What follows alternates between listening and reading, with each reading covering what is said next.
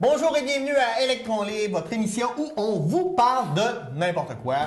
Parce qu'on aime ça, parler de n'importe quoi dans la vie, on fait tout ça, mais nous, on le fait, mais à la télévision. Avec moi, comme à chaque semaine, Mélanie Saint-Germain et Francis Côté. Bonjour. Bonjour. Oui. Pleine forme. Aujourd'hui, on a des beaux sujets quand même. On va parler des prix Darwin avec Francis. Moi, je vais vous parler de l'ONU, l'Organisation des Nations Unies, et tu vas nous parler de trucs et astuces pour la maison qui viennent de grand-mère. Oui. Oui, j'aime ça. On j'aime appelle ça. les trucs de grand-mère. Ah, ouais. Mais avant ça, je veux vous poser ma question du jour. Avez-vous un rêve que vous avez dans votre vie, puis vous dites, moi, je rêve de faire ça, mais que vous avez un peu abandonné, vous dites, finalement, je pense que ça se réalisera jamais. Mélanie? Moi, c'est pas des blagues, là, de l'âge de 3-4 ans jusqu'à 18 ans, je voulais être designer dans le monde international. Je voulais faire ça, je voulais faire des vêtements, tout ce qui se porte pas, là, tout le pas prêt à porter, Ouais. là, moi, je voulais faire ça. J'ai eu mes enfants jeunes, tout a reviré de bord, puis c'était parfait comme ça, j'en ferais la même chose. Je me suis rendu compte que j'haïs ça coudre. J'ai essayé. J'ai essayé, là, écoute, puis ma mère C'est me sûr disait, que ça ça va aide être une pas. grande designer, je fais du linge à mes Barbie. Ah, j'haïs ça, je suis pas patiente. Jamais. OK. Faut que tu abandonnes ce rêve-là, t'as pas le choix. là. Ouais. Voilà. OK. Toi, Francis? J'aurais aimé ça entrer sur le conseil d'administration des personnes de petite taille, puis graduellement, au fil des années, réussir à atteindre la présidence provinciale. Mais à partir de l'âge de 7 ou 8 ans, j'étais trop grand. T'as grandi. Moi, j'ai fait beaucoup de voiles quand j'habitais en Europe, en Méditerranée, en Bretagne. J'ai même traversé la mer Baltique en voilier entre la Pologne et la Suède. Et je rêvais beaucoup d'avoir mon voilier puis de faire le tour du monde en voilier avec ma famille. Wow. Mais sincèrement, c'est beaucoup d'apprentissage technique, beaucoup d'investissement financier et j'ai beaucoup d'autres rêves à réaliser. Donc, tranquillement, je suis un peu en train Mais il n'est pas d'abandonner. trop tard. On s'entend Non, que le tien, non, c'est mais, pas encore. Ben là. oui, mais dans ma tête, je pense que j'ai Quand décidé de tu vas avoir faire rien autre que ça chose. à faire dans ta retraite, Ouais. là, Peut-être que je me rendrai pas là. parce que c'est un mode... On va changer de On va sujet. changer de sujet. Bon, Francis, tu vas nous parler des prix Darwin. Ben oui. C'est quoi les prix Darwin? Les prix Darwin, c'est remis en fait pour la bêtise humaine. C'est des gens qui ont malheureusement décédé suite à une bêtise de base. C'est décerné à chaque année depuis quand même assez longtemps. C'est Et- triste mais drôle à la fois. Ouais, c'est ça. Et j'ai pris l'information vraiment sur le site des Darwin Awards que vous pouvez aller consulter. Je suis allé chercher le top 15, mais j'ai allumé là-dessus la semaine dernière en écoutant la radio parce qu'un voleur, la semaine dernière, a fait un vol dans un dépanneur. Un gars que ça fait 7 ou 8 fois qu'il se fait hold-upper son dépanneur. Et le gars, il a sorti un gun et le voleur a tenté de se sauver, puis le gars, il a tiré dans le dos. Et là, présentement, en cours, ils ont débouté, ils innocenté à quelque part le propriétaire du dépanneur. Et c'est le voleur en prison qui a entendu parler de ça qui est fâché. OK. Il se dit qu'il est victime là-dedans, que le gars avait pas le droit d'avoir une arme, puis que... Tu sais, là, je me disais, attends, un peu, t'es assez innocent pour t'armer, aller faire un vol, assume que ça se peut qu'il y ait des conséquences. Ouais. Quelqu'un veut te tirer dessus. Ouais, fait que je me suis mis à réfléchir à la bêtise humaine et je suis allé chercher des références, donc j'en ai quelques-unes. Un notaire de 39 ans, Gary Hoy, est tombé du 24e étage de l'immeuble Bank Tower à Toronto en démontrant la solidité des vitres à des étudiants. Son coup d'épaule sortit la vitre de son cadre et il s'écrasa 24 étages plus bas. C'est champion, là. Hey, c'est vraiment solide. On peut rire. OK, en partant, on peut rire. Ben non, on peut OK. rire, là. Je veux dire, sa femme a dû le lire aussi. À Détroit, un homme de 41 ans est mort noyé dans 50 cm d'eau après avoir passé la tête dans une bouche d'égout et s'être bloqué en cherchant ses clés de voiture. Le gars cherche ses clés de voiture et il meurt noyé. C'est poche. Sur l'épitaphe, t'écris quoi? A perdu ses clés. Un agent de change de San Francisco qui, d'après sa femme, faisait le vide dans sa tête quand il courait, s'est tué dans son jogging en tombant d'un ravin de 60 mètres. Fait que le gars faisait le vide, puis il est Mais tombé vraiment. dans le Il a vide, là, vraiment vraiment. fait Là. le vide. Mort à cause d'un chien dressé, un homme en Alaska a lancé un bâton de dynamite sur un lac gelé. On ne sait pas quelle raison, on ne sait pas. Mais le chien est parti et l'a ramené. Il est mort. C'est poche. Le gars dit, bon, je l'ai chien bien est noté. Tout le monde est mort, je pense. Le braconnier qui pêchait en électrocutant des poissons à l'aide d'un câble en Pologne subit le même sort que sa proie quand il tomba à l'eau. Il s'est électrocuté, le champion. Roberto Puello, 32 ans, a volé un dog sur un marché de Saint-Louis, sur un marché, je ne comprends pas. Le SAMU n'a pu le ranimer, OK, le service des ambulanciers, parce qu'ils ont retiré dans sa gorge une saucisse de 15 cm. Et là, Il Il l'a est mort avalé tout droit. étouffé, là. Oui, il oui. avait faim. Il était pogné là. Mort à cause d'un soutien-gorge tueur à Phillipsburg. Un jeune homme s'est étouffé mortellement en avalant le soutien-gorge pailleté d'une stripteaseuse qui lui avait retiré avec les dents. C'est ça. C'est poche comme mort. Je veux dire, c'est ça. Puis ta femme reçoit l'héritage. Ça doit même pas être tenté de l'utiliser. Et mort surtout à cause de ballons bien gonflés, un révérend brésilien a essayé de battre le record du plus long vol accroché à des ballons de baudruche, soit 19 heures. Le gars, il a réussi. Harnaché à 1000 ballons gonflés à l'hélium, il s'était lancé, s'est perdu, s'est fait emporter par le vent et fut retrouvé mort sur la côte brésilienne 3 mois après le décollage. Mais c'est poche, là! Tu vois venir ta mort dans les airs. Tu l'as comme écrit. Ben oui, c'est ça. Une veste pas très solide. Un prof a voulu prouver que sa veste était solide contre les coups de couteau. C'était pas le cas. Il est mort. J'avais pas testé avant. Et je me suis gardé à la fin. Écoute, ceux-là, c'est mes préférés. Paul Steeler et sa femme sont morts à Andover Township par un bâton de dynamite qui a explosé dans leur voiture. S'ennuyant à bord de la voiture à 2 heures du matin, ils ont voulu allumer un bâton de dynamite et le jeter par la fenêtre pour voir ce que ça allait faire. Mais apparemment, n'avaient pas remarqué que les vitres étaient fermées. Champion. Et finalement, mort à cause d'un timbre manquant, un homme a ouvert une lettre piégée qu'il avait envoyée à qui lui avait été retournée par la poste parce qu'il manquait de timbre. Fait que le gars envoie une lettre piégée, Ça, c'est drôle. mais finalement, il l'ouvre lui-même. Donc, bref, la sélection naturelle fera son œuvre. C'est pour ça qu'on appelle ça des Darwin Awards. Et voilà. Et voilà, et voilà. Et- C'est intéressant, intéressant. Moi, je vais vous parler de l'Organisation des Nations Unies, l'ONU, parce que on entend tout le temps parler, c'est des nouvelles, mais qu'est-ce que c'est? Comment ça fonctionne? Ce qu'il faut comprendre, c'est qu'après la Première Guerre mondiale, les pays ont dit qu'il faudrait plus faire la guerre. On avait même fait le traité Brian Kella qui interdisait la guerre et qui rendait ça illégal. Puis on a créé la Société des Nations, c'est Woodrow Wilson qui est en tête de ça. Finalement, quand il est revenu au Congrès américain, les Américains ont décidé de ne pas embarquer. Ça marchait plus ou moins bien. Fait que c'était un peu un échec. Après la Deuxième Guerre mondiale, on dit on va retenter l'expérience et on a créé l'Organisation des Nations Unies. On a signé le texte fondateur à San Francisco le 26 juin 1945. Il y avait 51 pays qui étaient là. Et là, on a mis une Déclaration universelle des droits de l'homme qu'on a mis en 1948. 30 articles qui s'inspirent un peu de la Déclaration des droits de l'homme et du citoyen française, de la Révolution française. Donc, on veut des droits et des libertés fondamentales pour tous. Et là, pour entrer dans l'Organisation des Nations Unies, il faut être un pays pacifique, respecter cette charte-là, hein, et être accepté par l'Assemblée générale. Mais ce qui est drôle, c'est quand tu regardes les pays qui sont membres de l'ONU, qui doivent respecter la Charte des droits et libertés, ben, tu as autant la Corée du Nord là, Ben, que c'était la ma Chine, question, que- ben là. oui. Pourquoi? En fait, c'est qu'il y a beaucoup de... Je veux dire, chaque pays interprète aussi la charte un peu comme il le veut, tu sais. Ouais. Et c'est un des pourquoi ça fonctionne moyennement. Le siège social de l'ONU est à New York, entre autres. Et on a quand même passé en 1945 de 51 pays à aujourd'hui, on est 191 pays. Donc, à peu près tous les pays sont là. Mais pas tous. Là, le Vatican, entre autres, n'est pas là pour des raisons Religieuse. religieuses. Et à l'ONU, on a comme 2 grandes salles. On a l'Assemblée générale. Là, tous les pays sont là. Tous les membres y siègent. Un pays égale un vote. OK? Donc, c'est assez démocratique, peu importe la grosseur du pays. Donc, mais cependant, ça impose rien aux autres pays. Ça fait des recommandations. Fait que si dans ton pays, ça va pas bien, on dit « Hey, tu devrais pas faire ça. Donc, on est conscient que même si le but ultime d'avoir un monde en paix et que tout le monde s'écoute et s'aime, c'est difficile quand tu ne peux pas imposer quelque chose. Tu recommandes parce qu'il y a... C'est l'idée de l'étonnation. On ne peut pas intervenir, là, on ne peut pas s'impliquer, en fait, là, dans ce qui se passe à l'intérieur des autres pays. Et on a aussi le Conseil de sécurité. Le Conseil de sécurité, c'est là où ça se passe, en fait. Le Conseil de sécurité, c'est 15 membres. Dans ces 15 membres-là, il y a 10 membres qui sont élus aux 2 ans. C'est différents pays qui bougent. Et tu as 5 membres permanents. Les 5 membres permanents, c'est les gagnants de la Deuxième Guerre mondiale. Donc, États-Unis, Russie, Chine, France et Grande-Bretagne.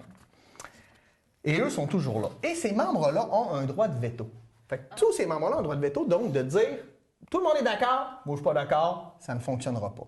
Donc même si le Conseil de sécurité peut appliquer, lui, des sanctions politiques, économiques et militaires à d'autres pays, ça se passe rarement. Parce qu'on sait, entre autres, pendant la guerre froide, quand il y avait une résolution qui était apportée par le bloc communiste, ben, les États-Unis mettaient son droit de veto, et vice-versa, quand les États-Unis proposaient quelque chose, les Soviétiques ou Russes, maintenant, mettaient leur droit de veto. Donc, en principe, c'est intéressant, mais techniquement, c'est compliqué, il ne se passe pas grand-chose. Et je pense que le Canada a perdu son siège, qui avait, lors du dernier vote, il a perdu sa représentation. Il voulait, en fait, aller sur le Conseil de sécurité pour 2 ans, mais n'a pas été élu. Ça n'a pas fonctionné. C'est parce qu'en plus, le gouvernement repart s'éloignait beaucoup de l'ONU, donc c'est un peu aussi... je veux dire, tu ne veux pas t'investir, après ça...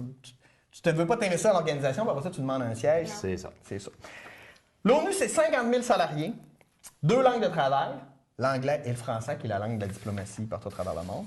Et le secrétaire général, c'est un peu le grand patron, c'est lui qui mène. En ce moment, c'est Ban Ki-moon, et lui, il fait le tour du monde pour essayer de régler des conflits, mais comme il dit, il tape sur les doigts du monde, leur dit ça, fais pas ça, mais il n'y a pas tellement de pouvoir coercitif. C'est 5,15 milliards de dollars de budget annuellement. Quand même, c'est de l'argent. Oui. Comment c'est financé? Plus un pays est riche, plus il faut qu'il paye sa quote-part, donc il met de l'argent. Donc, il y a à peu près 16 pays les plus riches qui fournissent 85 du budget. Par exemple, les États-Unis, c'est 22 du budget de l'ONU quand ils payent, parce qu'ils ne payent pas tout le temps. Ils ont des... Et le Canada, à peu près 3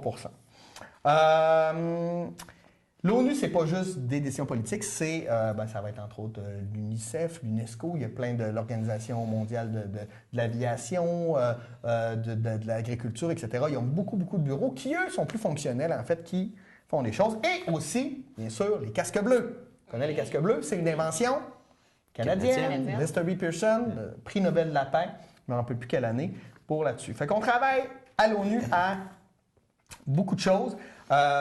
Les dépenses vont beaucoup en administration, mais on travaille sur les droits de l'homme, l'assistance humanitaire économique, le maintien de la paix. Les casques bleus prennent aussi une partie du financement. Et différents organismes, on a parlé de l'UNICEF, l'UNESCO, etc. Donc, c'est une organisation qui est foncièrement intéressante dans l'idée puis le principe, très humaniste, mais a de la difficulté à fonctionner parce que, les gens ne payent pas toujours le budget et il y a beaucoup de blocages politiques qui se font entre les pays. Je pense qu'il y aurait peut-être une réforme à faire parce que c'est anormal. Quand tu lis tous les éléments de la charte qui ont mis, la Déclaration universelle des droits de l'homme, qui ont mis à l'intérieur, là, tu lis les éléments, puis ça a tout du bon sens, la personne est contre la vertu, mais là, après ça, tu es capable d'appliquer ça à plein de pays qui ne respectent pas ça. Partant, la Russie et la Chine ont des sièges permanents. Oui, mais là, après ça, tu vas, écoute, Turkménistan, Corée du Nord, c'est des dictatures extrêmes. On peut parler, mettons, du droit des femmes dans certains pays, l'Arabie Saoudite, le Yémen, des choses comme ça. Fait que, c'est compliqué. Ça pour dire que c'est une belle organisation, c'est une belle idée, mais comme dans la vie, des fois, on a des idées géniales avec des beaux principes et des belles valeurs. Et les mettre en fonction, c'est plus difficile. Fait que c'est un peu un topo sur l'Organisation des Nations Unies. Vous en connaissez un peu plus maintenant. Mais maintenant, vous allez connaître des trucs et des astuces pour la maison qui viennent de nos grands-mères. Mélanie, je pense que tu as des choses intéressantes à nous dire. Bien, j'espère. Écoute, il y en a sûrement dans ces trucs-là que les gens vont connaître. Les gens vont dire, oui, je les utilise quasiment tous les jours de ma vie. Il y en a d'autres, j'espère en tout cas que ça va peut-être surprendre. Premièrement, savez-vous les gars, qu'on peut faire un ménage de maison complet avec la petite vache, du vinaigre puis du citron. Pas de produits chimiques. Pas de produits... Tu sais, plus ça va, plus les produits chimiques, on est comme ça, on veut quelque chose de biodégradable. Et là, je me suis rendu compte, parce que moi, je l'utilise déjà juste pour laver le micro-ondes. Ouais. Un bol de vinaigre dans le micro-ondes, tu le fais chauffer 2 minutes, après ça, tout part, là. C'est formidable, là. Je vous le dis, là. Ça, c'est un truc de ma belle-mère, qui vient probablement de sa grand-mère. Mais c'est vraiment formidable. Mais là, je me suis mis à fouiller, à savoir... Moi, je lavais déjà mes planchers avec du vinaigre. C'est formidable. Bon, si l'odeur ne vous plaît pas, on rajoute l'huile essentielle, ça fait la job comme dans n'importe quoi. Mais aussi... Moi, je veux te dire là-dessus que je nettoie beaucoup l'intérieur de mon corps avec les chips et les vinaigres. Ça fonctionne super bien. Là, on parlait de sans produits chimiques. Oui, d'accord, c'est ça.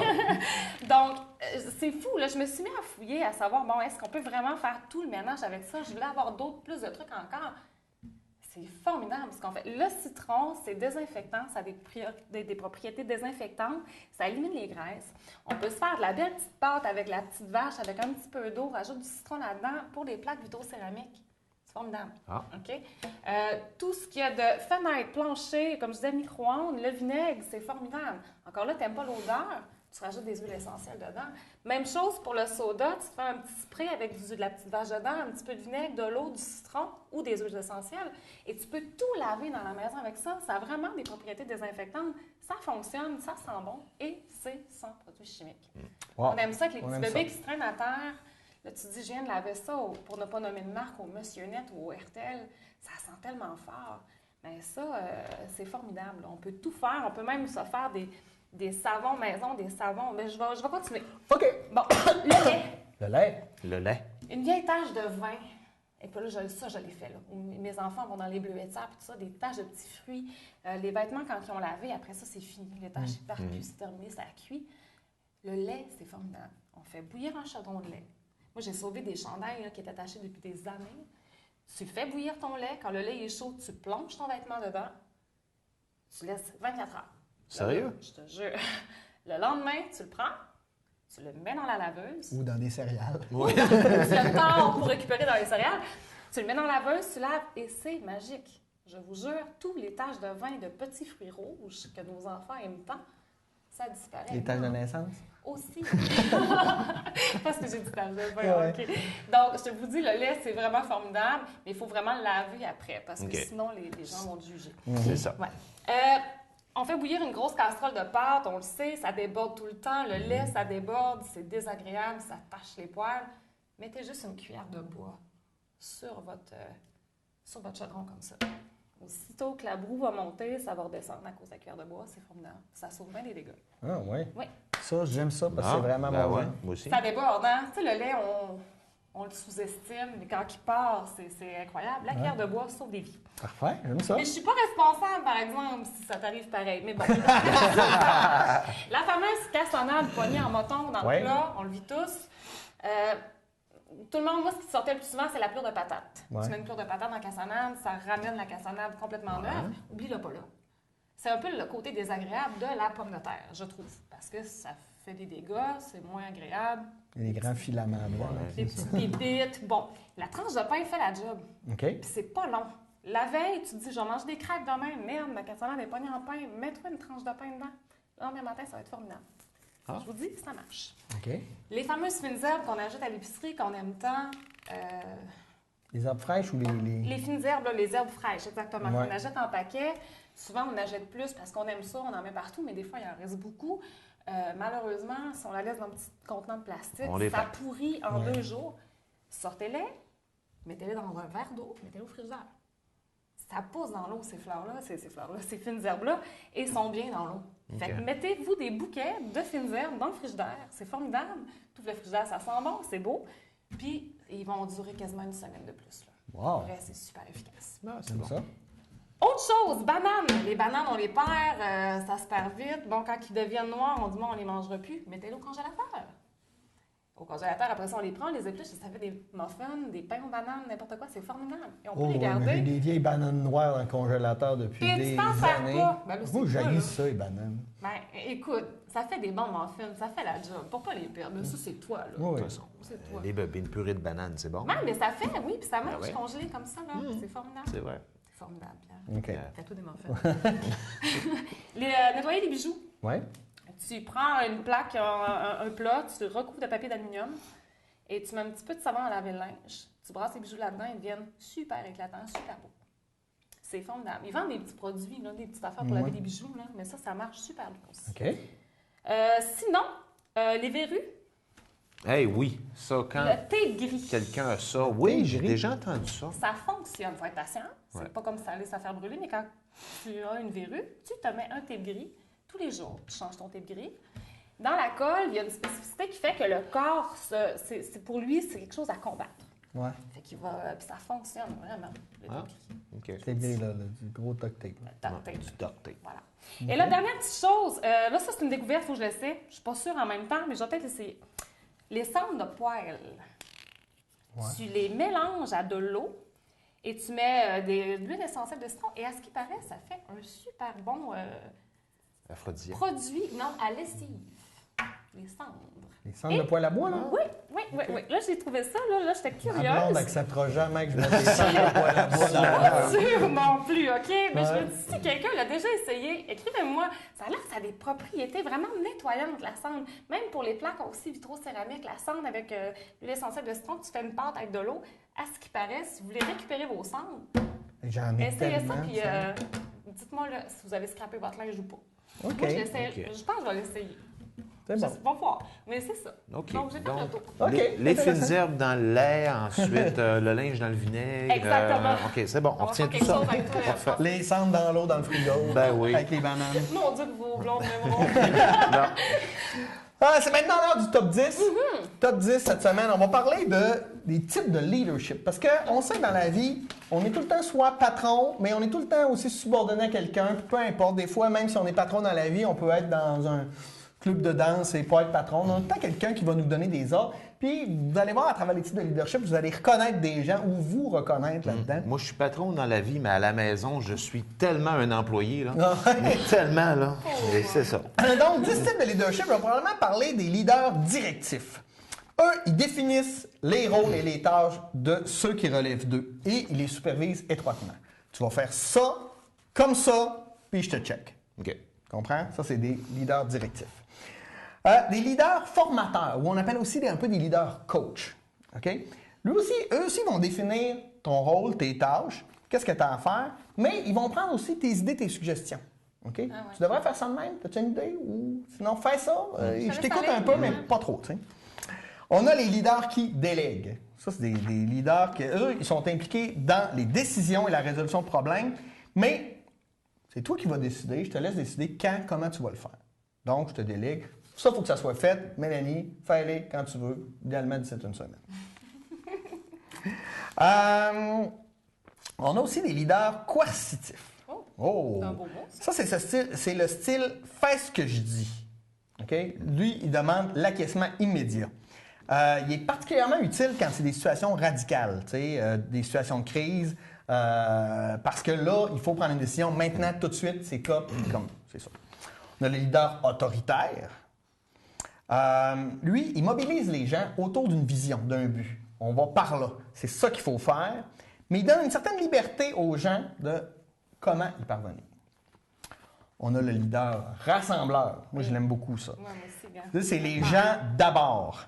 Donc, on va s'organiser pour avoir un comment Travail je vais dire, d'équipe. travail d'équipe, Ouais. être une entité. Collectif. Et ouais, on va motiver les troupes, puis tout le monde va aller dans la même direction.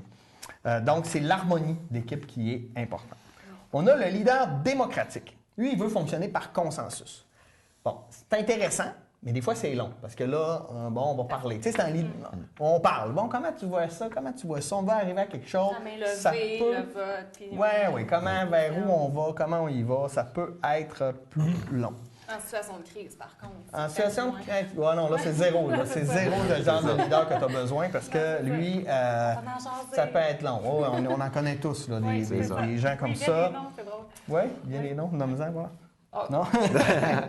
On passe au vote. On a le leader précurseur. Lui, il s'attend à l'excellence et à l'autonomie de son personnel. OK? Il s'applique donc au mieux que les équipes soient qualifiées et motivées, mais qui travaillent par eux-mêmes. Donc, lui, il prépare ses gens, OK. mais tu as une indépendance. Si ton problème arrive, tu n'as pas besoin de venir me voir. Je considère que tu es assez formé et que tu es bon pour le régler tout seul. Pendant qu'il choisit aussi, c'est Ouais, oui, avec c'est qui il ça. veut Tu sais, travailler. il faut forme son monter, équipe. ouais, c'est ça. Et tu as le leader seulement coach, où lui, il se fout un peu d'où on va et comment on y va. Ce qui est important, c'est que tu évolues là-dedans, puis que tu te reçois meilleur, puis que tu apprennes aussi de tes erreurs. Donc, lui, il accepte plus l'erreur, mais il a besoin de comprendre que toi, tu as évolué à travers cette erreur.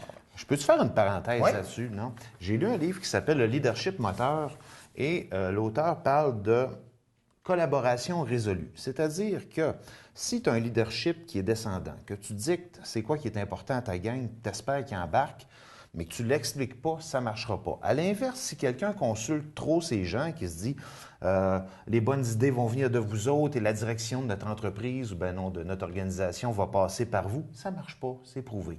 Donc, il faut être capable, en collaboration avec eux, de les amener vers quelque chose, de rendre le but significatif et que ta gang va vouloir embarquer.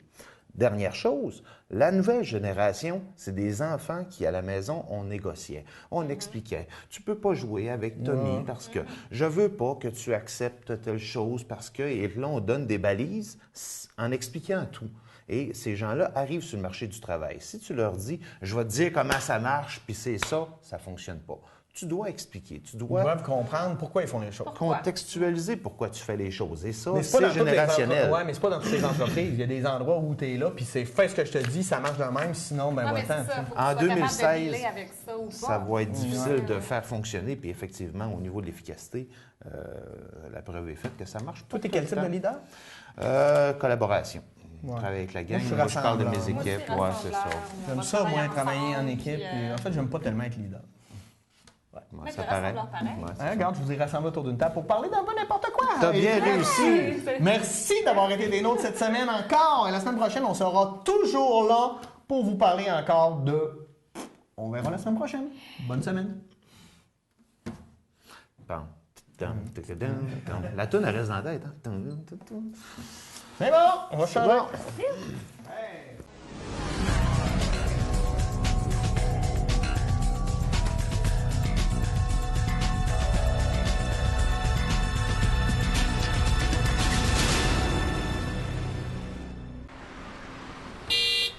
Hey!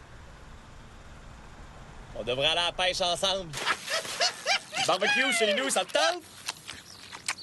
Aller dans des manèges! Mieux que ça! Karaoké!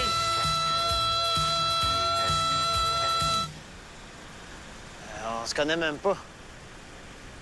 On ne vous demande pas de devenir les meilleurs amis du monde. Juste de vous respecter. C'est quoi ta couleur préférée? Il y a des factures qu'on refile, des factures mémorables et des factures surprises.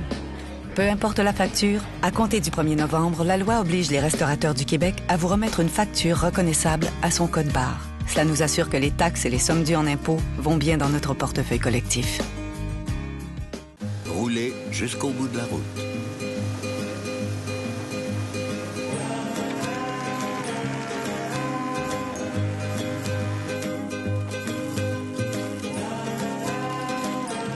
Quel que soit votre projet d'avenir, placez-le en lieu sûr avec les obligations à taux progressif d'Épargne Placement Québec pour votre CELI. Parlez-en avec l'un de nos agents d'investissement au 1-800-463-5229.